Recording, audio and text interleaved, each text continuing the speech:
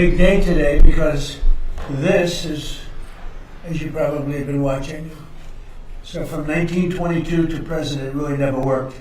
It leaked, and it was bad, and it looked terrible. It's supposed to be beautiful. It was opened in 1922, and it always leaked. There was a problem. It's called the Great Reflecting Pool between the Washington Monument and the Lincoln Memorial. And right in between, it's almost 2,500 feet long. I could show you, it would be like the tallest building in the world laid on its side, and the building wouldn't reach it. And today it gets completed. The pool gets completed at 4 o'clock, and the water will start to flow in, and it won't leak because it's done properly. And it's going to be beautiful. It's going to be American flag blue. It's the color we picked. And I think it'll be something amazing. It's never worked. A great concept that never worked because it always leaked. They used stone originally, and the stone leaks because it's got a lot of crevices. And we have a very special material that we use, and we'll do this for a tiny fraction.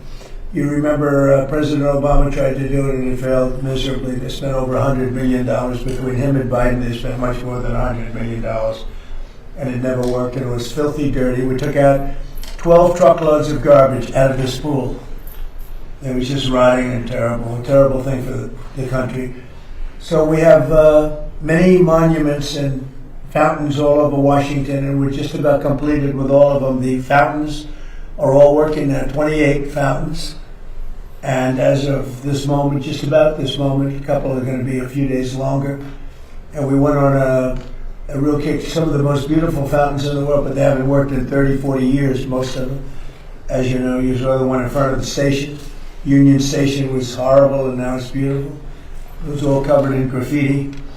But this would be the big one, because this is, again, could you give me that picture of the how it compares in size to the biggest buildings anywhere in the world? It's amazing. So we're very proud of that. We're proud of a lot of things we've done, but this is something. So Washington now, as you know, a very safe city. It's considered a very safe city. It was a very unsafe city 14 months ago. Now it's a very safe city, so we're very proud of that. But it's also become a beautiful city. The encampments, the homeless are no longer sitting in the middle of the park. The level of beauty of the city is incredible. We regrassed many of the areas. We're really doing a job at Lafayette Park, which is really the entrance to the White House. And that's going to be completed very shortly, and it'll be incredible, as it was originally envisioned. Most of it we're doing as originally envisioned. And if you walk across the street to Lafayette Park, you'll see something that's incredible. It's going to be, we'll have it open before July 4th. This, we wanted to get it open before July 4th. On the reflecting pond, or the reflecting pool as some people call it, very important to us was the longevity, having it so that it's not closed every day. Well, these are, I just had this done. You're getting a first glimpse, but that's your size compared. So those are compared to, those are among the tallest buildings in the world, including the Empire State Building, World Trade Center, Sears Tower, Chicago. So if you lay it on its side, you take 2 or 3 of them to fill it in, because the width is almost 200 feet wide.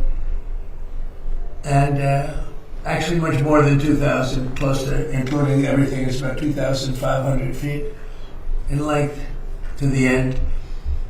And it's going to be beautiful. It was a great concept that never worked because they couldn't hold the water. Now they hold the water for a tiny fraction of the cost.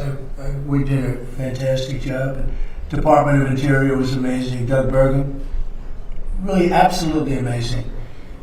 And you're going to have something to be very proud of, and it'll last for 50 to 100 years before you have to do anything with it. Very strong, powerful substance that we use.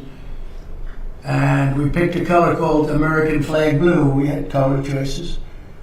And before it was just gray. It was a color of concrete and stone.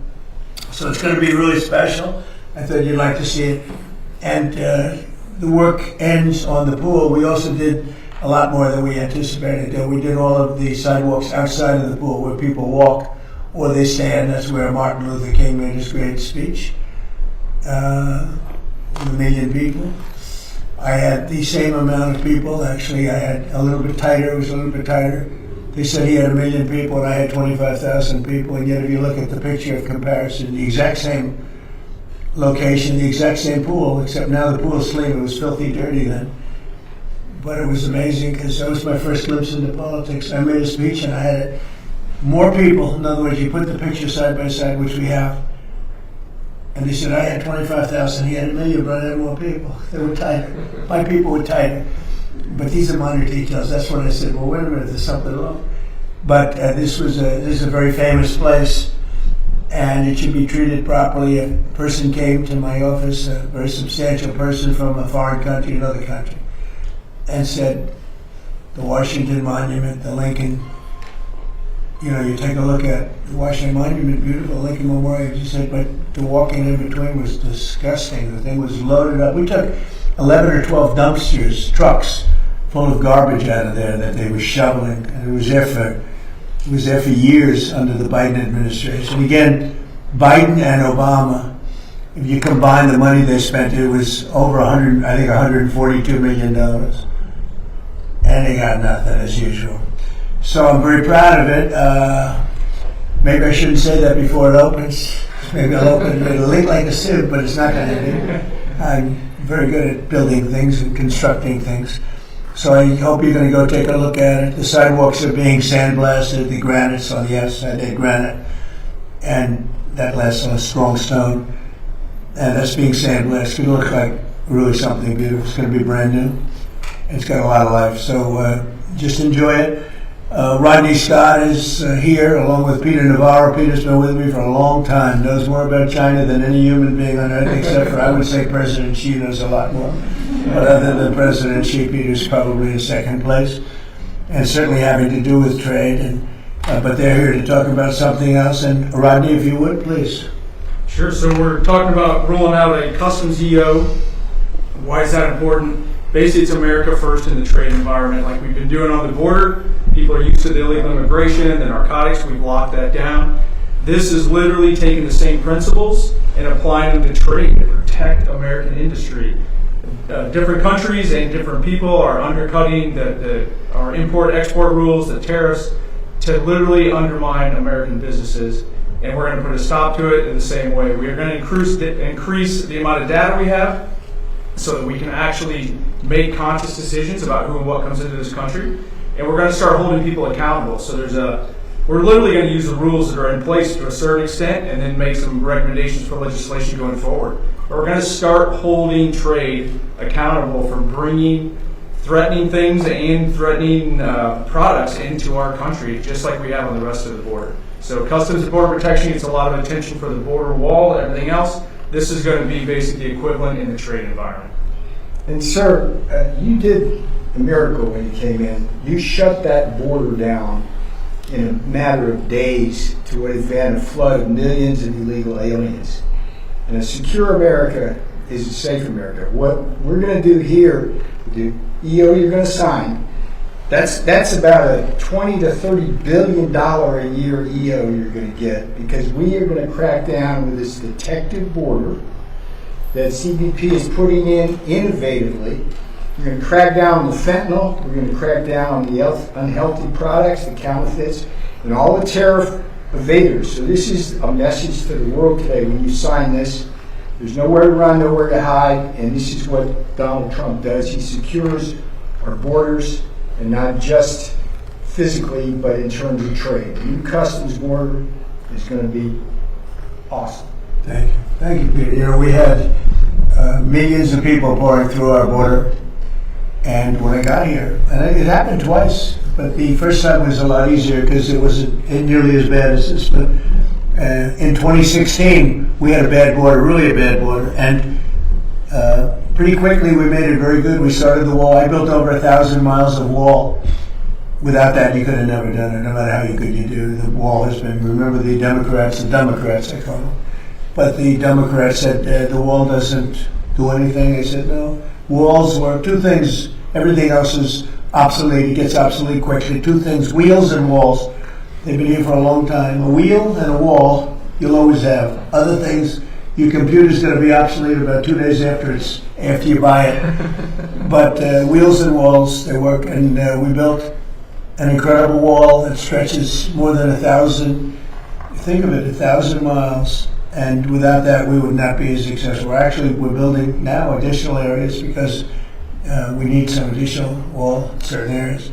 But we had millions of people, 25 million people. I think it's more than that, but 25 million people came in during the Biden years, the Biden disasters.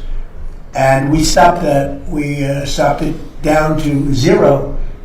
Hard to believe, but the numbers come out. Every month they come out 0, 0, 0. People don't come anymore because they know they're not going to get through. So we had caravans with 10, 15, 20, 25,000 people coming up from countries. And remember, I know these people. I know the leaders of the countries. They're smart and they're cunning and they're streetwise. And they would put their people that were from prisons in there. They would put their murderers in there. And they'd put a lot of bad people. And they'd also put people that just didn't work. They'd put all of their welfare recipients in there. And they'd send them into our country. And all of that stopped. And many of those people are now brought back. Many of the murderers, 11,888 were murderers. I say it all the time. 50% of them murdered more than one person, 2, 3, 4. 7 people murdered into our country. They let them into our country. It's a sin that should never be forgotten. So it's a much different country right now. We're respected by everybody. Everybody in the world respects. We just got back from China, as you know. Some of you were with us. And President Xi was great. And he said, you're a respected country, respected all over the world. He said, you did it so fast. We did it in a very short period of time. This country was a laughingstock all over the world. For 4 years, we were a laughingstock. And now we're the hottest country anywhere in the world. We're the most successful country in the world. So this is very important what you're doing, and I'd like to have Will just say a few words about it specifically, please. Yes, sir. As Rodney and Councilman Navarro said, this is an executive order on strengthening customs enforcement using new technologies and new approaches. The idea here is to ensure that importers of record, other people moving goods across our border, are accurately reporting what they're bringing in, that contraband, that illegal goods aren't being brought across the border, and that goods being brought in are being accurately accounted for purposes of duties and tariffs and all of the other things we require of importers of record. But this executive order will launch a series of bold new steps that I think we as an administration believe will result in the tightest, most controlled border in American history, following on, obviously, your success in closing the southern border and stopping the scourge of illegal immigration into the country as well, sir. So, Peter, what kind of money do you think this involves in terms of savings to our country? I will guarantee you the first year will be at least $15 billion, next year 25, and out there's 80 to 100 billion that the tariff evaders are doing. Plus, sir, we're going to stop more of the fentanyl coming in, and we're going to crack down on counterfeits. This is good for America. This is good for the people that elected you. It's good for the country. And we have fentanyl coming in 59% less. Cut it by a number that nobody thought was even possible. We're going to get it a lot lower than that, but we have it. And we did this in a very short period of time. This is going to be a great one, sir. You didn't have to This is say a moneymaker for us, and CBP has been doing a really great job innovating on this, sir. You've done a fantastic job. Thank you. Appreciate it, sir. Okay, we'll stand one.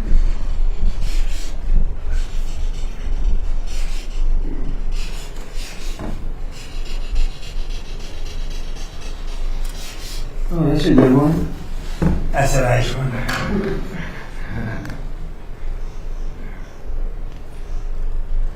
Okay, what else do you have? This is another executive order on reforms to the federal workforce, sir. Currently, with respect to many policymaking positions in departments and agencies across government, we lack the ability, because of existing personnel rules, to effectively discipline or promote people who are in policymaking roles. This executive order follows on a number of previous executive orders. The end goal is making the federal workforce more accountable and ensuring that people, particularly in policymaking roles, aren't unaccountable to the wishes of the administration. And the reason for this was what? Whose idea was that? James Shirk, who's here from Domestic Policy Council, can Would speak you like to to that. say something? Come on, you did a great job at this. Thank you, sir. It's been a long-standing problem that it's almost impossible to fire a federal employee, even in cases of serious misconduct. And as a result, if you have employees who are trying to undermine the wishes of the American people by pushing their own agenda or just incompetent in what they're doing, agencies have a long-standing difficult time getting rid of them. And that's a particular problem if you're in a senior policy influencing role where you're controlling the policies of the entire agency. What this does is basically treats those employees like private sector workers.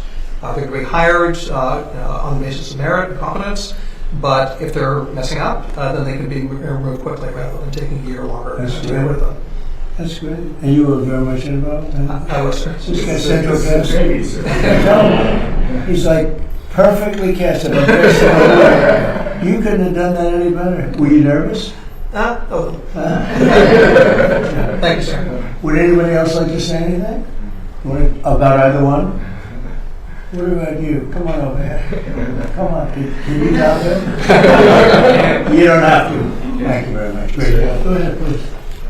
Yeah, this customs reform EO is a long time coming for us. It helps us solve problems that have plagued the customs system for many years. We've had a system where people have basically been able to hide behind shell companies. They move from one to the next, and then we can't go after them. This EO really enables us to crack down and hold people accountable. It's so important. I know you took it so seriously. See how serious they are? I mean, there's a love of the country. This isn't like normal stuff. These are the smartest people in the world. They can do anything they want. They can have any job. And they love this country. They just want to be here. And they hate what you saw. And you fixed it. Thank you very much. All of you. Anybody else? Anybody? Only if you want. I'm not going to call anybody. Anybody? You don't have to. They covered you well, right? I don't know if you can do any better. Thank you very much. That's a great job, fellas.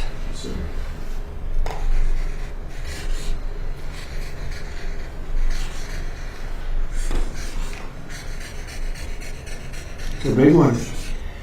Okay, thank you. Pulitzer Prize winner over there. I got the great Pulitzer Prize winner. Okay, thank you very much. That's great. Thank you, Mr. President.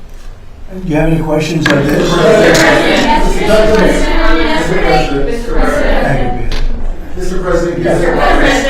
President, given Iran's attacks on Kuwait, this latest attack on Kuwait, is the ceasefire with Iran still on? Well, you know, there's a reason for everything. And we hit them pretty hard the night before, and actually last night. And when it was explained to me, I said, all right, so we'll do that. But we've been hitting them pretty hard, a little bit. So there is a reason for certain things, and there's usually a reason that sometimes makes sense. But they did something, not a big deal. We got it, we nipped it in the bud very quickly, as we do with the greatest military in the world. But some people would say they were slightly provoked because we took a strong action for a different reason. So they were reciprocating it. Can you explain? I hear the negotiation itself is going very well, actually. Very well. Mr. President, I mean, if it happens, and it might not happen, you know, who knows. But if it happens, it could happen like over the weekend. Mr. President, yesterday. How do you define ceasefire? Pretty much the way it is. It's a different part of the world. You know, I'd say in that part of the world, ceasefire is when you're shooting in a more moderate manner. Mr. President, yesterday you signed. It's not bad, but it's true. I mean, a ceasefire there is much different than a ceasefire in other parts of the world. Mr. President, can you explain why you decided to drop the anti-weaponization fund? So I love it.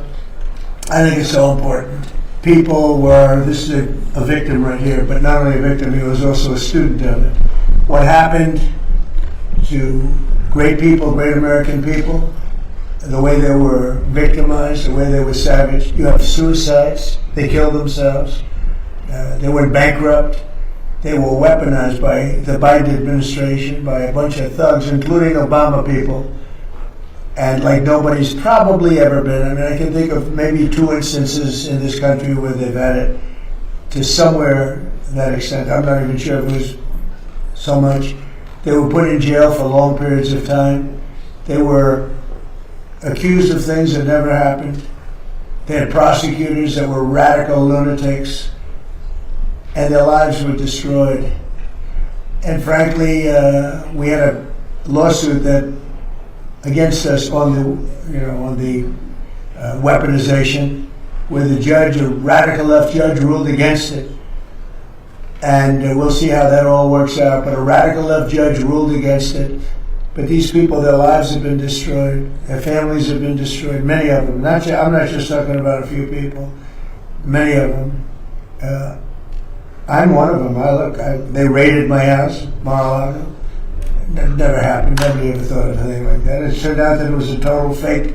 Everything about it was fake and corrupt. We have all the information. The good advantage to sitting here is we can get information that you wouldn't get by what we have and what we are going to be showing over the coming weeks and months. You're not even going to believe. Some of you will believe it, like CNN will believe it because they knew what was going on. They're crooked as hell. CNN's a very corrupt organization, but with a corrupt reporter standing right there. Never smiles. You notice she's a young, beautiful woman, never smiles. I never see a smile off her face. I see her standing there with hatred in her eyes, like she has hatred because we have borders, because we have a strong military, because we cut our taxes, because we do things that everybody wanted, and then we win our election in a massive landslide. We win 87% of the counties in this country. Nobody's ever heard of a thing like that. And that's because we're doing the right job.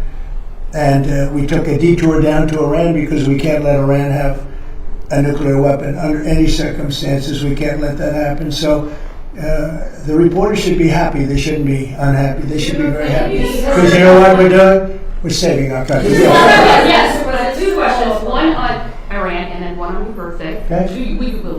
The first one is, are you concerned at all that the IRGC could sabotage any potential deal? And then the second one is, you have a birthday coming up. I won't say which number, but it's a big birthday. So you're going to blow out some candles on a cake, hopefully. What are your wishes that you'd like to see accomplished the next year for the United States and your presidency? Well, I'll go in your order. Anything can happen, when you're dealing with Iran, but when you're dealing with other countries. But that's a very volatile part of the world, probably the most volatile part of the world. The people are volatile. The leadership, you see what's going on. We've gone through 3 teams of leadership. It's been we're military. There's never been a military like what we have. We could go another 2-3 weeks and just wipe everybody out. I'd rather not do that. Very easy to do. They're ready to do it. They want to do it. They want to do it. But if we can get something down in writing which will accomplish the same thing without killing everybody, I'd like to do that. Most of my people, I think, would like to do that. Some people wouldn't, but most of them would. But we had to take a detour as far as wishes for, and I'm very proud of that detour, By the way, just to finish off on that, we had the strongest stock market in history, and I said we had no choice, we have to do it. I knew it would affect it, but I was very happily surprised when I saw that today we hit another stock market high. I mean, we have the highest stock market in history with a military conflict going on, or a war. Some people call it war, some people call it a military. It's not a big thing for us. We have a great military, it's not a big thing for us. But if I didn't do that, I spoke to people like Peter, great financial people, Scott, and Howard, and lots of others. I said, we just hit the greatest stock market in history. Everyone's 401ks are the highest they've ever been. Everybody's making a lot of money. Costs are coming down. We took over the highest costs and the highest inflation in the history of our country. Costs are coming down. Everything's good. And I hate to tell you this, but we've got to take a little detour and go down to a place called the Islamic Republic of Iran. And we're going to have to stop them from having a nuclear weapon. That's what we've done. And they've agreed to that. By the way, if they sign the agreement, they will have agreed to, we will not have a nuclear weapon or bomb. We will not develop one. We will not buy one. Originally it was we will not develop. I said, what about if they buy? That went into a 2-week negotiation. But in the end, we got that. Now, we got it if they signed the paper. In theory, they're pretty close to signing the paper. we've actually gotten along with them very well. And you know what you saw for the last few nights? It takes two to tango. You understand that. We hit them very hard on something else, unrelated. And so they were responding. But, and not very strongly. As far as birthday, as far as wishes, I want to just, we have a phrase, I think it goes down, I would think, in the history of our country, maybe the history of the world, is the greatest slogan or phrase ever. Make America great again. That's all I want. I want to make America great again. I think we've come a long way. I think we're the most respected country in the world right now. By far, the most respected. President Xi told me, I was talking about, he's a friend of mine, he's a good man. I hate to say it because the press goes and they say, oh, we called him a good man. He is a good, he's for China, I'm for the USA, It's like one of those things. But we do very well now with China. When I came here, we're not doing well with China. My first term, when I inherited that, it was like what China was doing to us was incredible. I don't blame China. They took advantage of stupid people, really stupid people. So we're doing great. But the phrase, make America great again, that's all I want. Very simple phrase to think of. And I think it's the greatest in the history. I would say that's probably the greatest phrase in the history of the world, not only here. There's never been anything like it. Make America great again. That's what I've done, and we've made it great. In fact, in a way, I want to use it because I would never give it up. MAGA, it's too good. It's too good. It really is the Republican Party. That's why we're doing so well. That's why we, if you look at the Republican Party from before I came till now, this is a much different party. It's a much bigger party. We have many, many more people. And I think the thought, the mind, the thought is much different than it was 10 years ago. It's been, it's amazing. A much more powerful party, much different party, and a much more impactful party. Thank you very much. Two questions on your answer. Go ahead. First, you said last week that the U.S. would go in and dig out the buried nuclear material in With them. With them. Right. Did That's Iran possible. actually agree to that? Well, it depends on what day you're talking about. They did agree, and then sometimes they agreed. Well, that's what I'm saying. That's one of the things we talk about. It's very overrated. I'm the one that overrated it. I thought, to me, it was important. To other people, it's not important because those beautiful B-2 right here, the B-2 bombers, they obliterated. When CNN said maybe it was an obliteration, they knew. I mean, before the pilots even came back home, before anybody saw the site. But then the Atomic Energy Commission, when they said it was obliterated, that stuff is buried underneath a mountain that virtually collapses. Very, very hard to get it. But nevertheless, I want to get it. We're the only ones, us and probably China are the only two countries that have the equipment where you can do that. So, I want to get it. We have, at different times, they've changed their mind a couple of times. But as it stands now, we will go in sometime in the not too distant future. It's very safe down there. We have, with Space Force, we have cameras every angle that those three sites are being watched at all times. If anybody went there, we'll see exactly what's happening, and we'll blow it up a little bit further. But as far as getting it, is the B-2 bombers did a job like nobody's ever seen. In the night, with no moon, dead darkness, at 1 o'clock in the morning or so, they dropped those bombs, the biggest, just about as big a bomb as you can ever find, and it went down air chutes. It's hard to believe that they can do the technology. It followed a beam right into the air chutes, right, exploded. Very hard to get that material, but I still nevertheless want it. And I don't want to do it if we're in conflict. I don't want to put men in that kind of danger. I remember Jimmy Carter had some bad problems in Iran with the hostages. I don't want to ever put our people in that kind of danger. But when it's over, as of this moment, it's agreed that we will go in with them. We will get it and we will destroy it. It will be destroyed. And this is Mr. President, my second question. Is it possible to get to a deal with Iran, whether to go in and do that or to open up the Strait of Hormuz without seeing an Israeli cessation of their hostilities in Lebanon? I think we're trying to separate it. I mean, it's a very different kind of a thing. We actually spoke with Hezbollah for the first time ever. We didn't know they spoke And they agreed yesterday they're not going to shoot, Israel's not going to shoot. We're just going to see.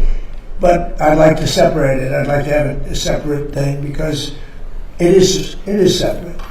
But Israel, hey look, they've been a great partner. Bibi Netanyahu's been, for me, a great partner. For other people, not so good. For me, he's been very good.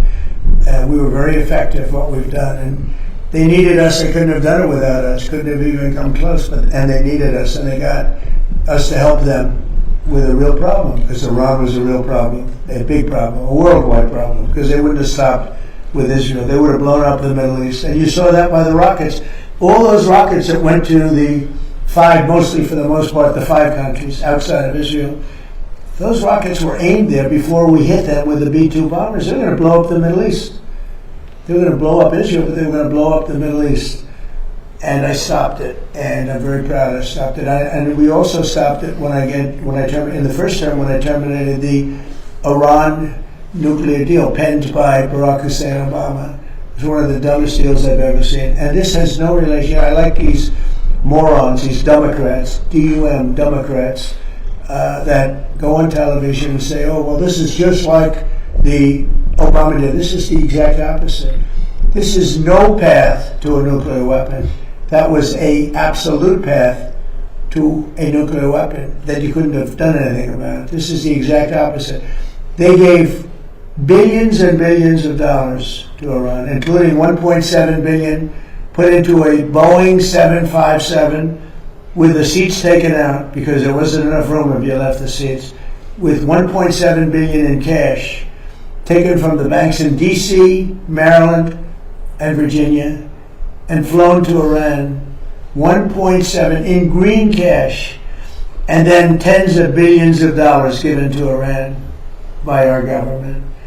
Frankly, they picked the wrong country, but maybe we're going to be getting along with Iran. We're going to find out. You know, there is a good possibility, I think, because without the bombing, that wouldn't have worked, without the blockade. The blockade is the most powerful thing. I think the blockade maybe has more impact than the bombing has. But the blockade that we have, the naval blockade, is incredible. Now, one ship has gotten through, unless we wanted it to, and people respect it a lot, and we'll see. But, you know, there's a chance that this really worked out. They could rebuild. You know, it used to be a very, very good nation. You go back, I have friends that used to, old-timers, they used to go there, they used to do well, they used to build and run. They built apartment houses, and they built office buildings that are hard to believe, right? But there's a chance that maybe that comes back. But whether it comes back or not, I think we have a very powerful deal that we're negotiating. The exact opposite as the Obama deal. The Obama deal was a disgrace. It gave them a nuclear weapon. We do the exact thing. We, under our deal, they will never, ever have a nuclear weapon. One of the other things that happens, and this is important, but there's nothing more important than taking away the capability of a nuclear weapon from her. Mr. President, Wait, but one of the other things that's important and very important is that immediately upon signing the Memorandum of Understanding, the Hormuz Strait will open. And it'll open up quickly, and we've already had our minesweepers there. You know, we're sweeping, as you probably have heard.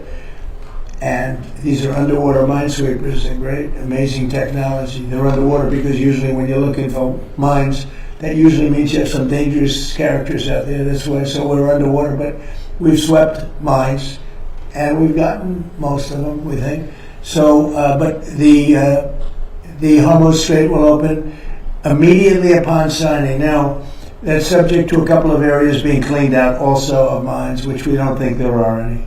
So it'll happen very quickly, and we'll take the southern route anyway. But immediately upon signing, we open up the Hormuz Strait. Mr. President, just to clarify on what you said, excuse me, Mr. President, just to clarify on what you were asked earlier, is the $1.8 billion DOJ fund dead or is it on hold? It's, I'd have to ask the lawyers, I don't know. I know one thing, the weaponization. Are you talking about the weaponization fund? Yeah, what's your The weaponization fund, as far as I'm concerned, was a beautiful thing. It was something I didn't make it, but I heard that. I thought that was the greatest thing because people like you have abused our people so badly. The fake news, like CNN, like the New York Times, and like others, have abused our people. Wait a minute, be quiet. have abused our people so badly, and you should be ashamed of yourself. You used to be a conservative. She was a conservative from Alabama, can you believe it? But CNN, in particular, CNN, does such false reporting. But now they have new ownership, so maybe it'll straighten it out. I doubt it. But it's hard to straighten garbage out. But CNN has abused, and others have abused so badly. People, these are people that are great people that were destroyed. Their families have been destroyed. Many suicides. They committed suicide. People that went there with love. They went there with love. You know, when I made that speech early in the day, tremendous crowd. I hate to say because they'll say, oh, I was wrong on the number, but I believe it's the largest crowd I've ever spoken to by twice. The biggest crowd, I think, bigger than the inaugurations, bigger than anything. And there was so much love and friendship. It was the most amazing thing. People were crying. They were like, wait a minute, let me finish. And those people have been abused by you and by others and by the politicians, by the Democrats. They're dumb people. They want to have open borders. They want to have transgender mutilization of your children. They want to have men playing in women's sports. They want to have high taxes. They turned down, you know, they fought us on the tax bill, and they fought us because they want people to pay high taxes because they're crazy. There's something wrong with them. There's something wrong with you. It's a shame. Yeah, go ahead. President, thank you so much. On communism, today has some stirring words on communism. I just wrote that. Did you like it? Did you think it was well written? Well, it's certainly very meaningful to non-Americans. Well, I'd read it. Do you want to read it? Do you have it? You can read it. It's untruth. I just read it. I just felt I've seen what's going on with communism, and I see this country. Read it. I'd love to have you think it. He wrote that, quote, communists always do well with the voters, or as they would say, the people in the early years. But in the end, the country, state, or city goes to hell. Great violence proceeds at levels never seen before, and the entity dissolves into poverty, squalor, and crime. Remember, breathtaking popularity first, and then guaranteed death and destruction. Well, you see it happening with New York. You see it happening with Los Angeles and parts of California. And it's so easy, you know. I'd be the greatest in the world. Nobody would be as good as me. I'd give away everything. I could be the greatest. I would sell them. You're going to get free rent. You're going to get free houses. You're going to get free food. You're going to get free everything. But eventually that ends. And it leads to death, destruction, and squalor. 100% of the time. When I watched New York, and you know, I liked him very much. He stood right here, and he's been in the office a couple of times. The mayor of New York, I think he's a very nice person, and I don't know, he's a smart guy. I don't understand why he thinks it's okay for all these companies that pay hundreds of millions of dollars in taxes a year to leave. Because you're not going to have any tax base, and you're going to end up in hunger and squalor and death and destruction. I would be better than him if I wanted to go that route. Ladies and gentlemen, you no longer pay rent. You no longer have to pay interest on your mortgage. In fact, I'll end your mortgage. I'm going to cut everything. You're no longer going to have to pay for food. I'm going to give you a grocery store and I'm going to give you free food. You're no longer going to have, you're going to have the greatest life ever. Follow me, you're going to have the greatest life. And you know what? For a couple of years, that's such a powerful. I would be the best ever at giving it. Nobody would ever be. I had to sell free enterprise. Free enterprise is tougher to sell, but that's what's made our country great. And that's why it's great again now. If I didn't get elected, we wouldn't have a country. We really wouldn't have a country. This country would be finished.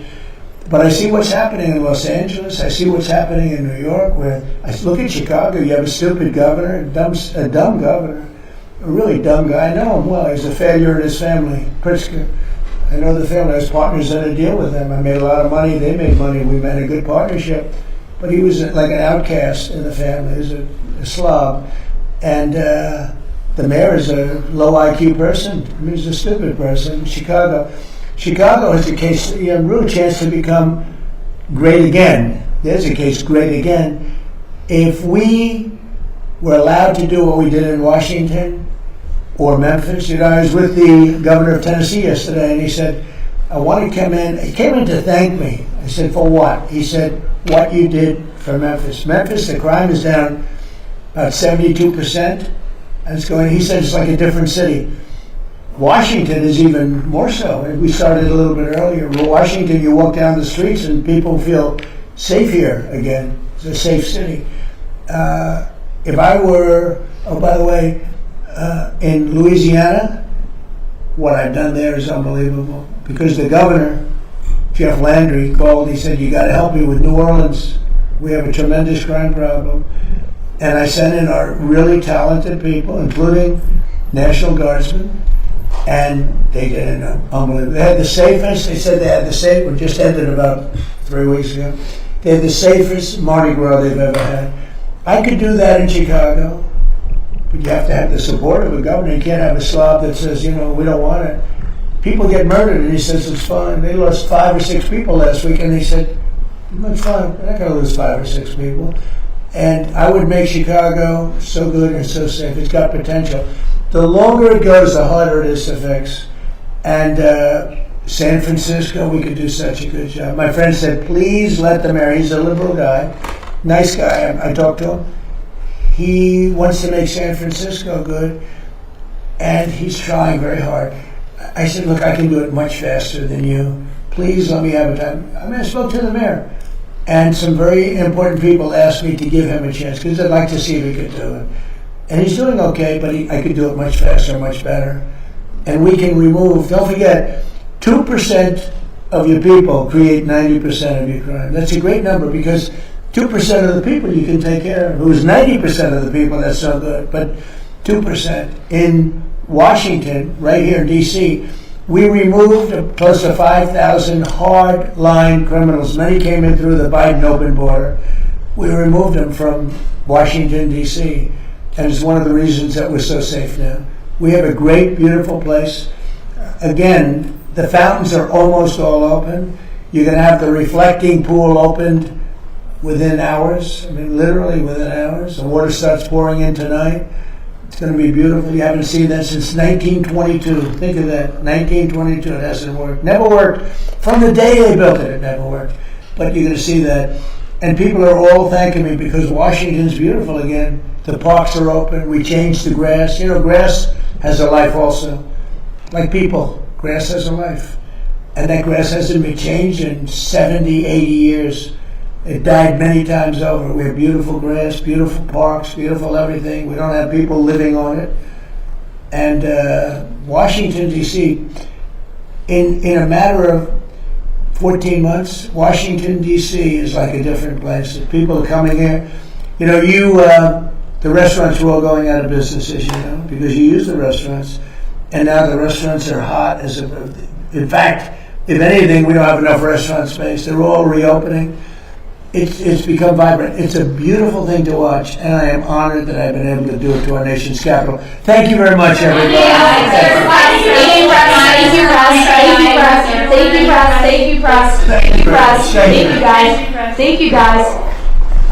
Thank you, guys. Thank you, guys.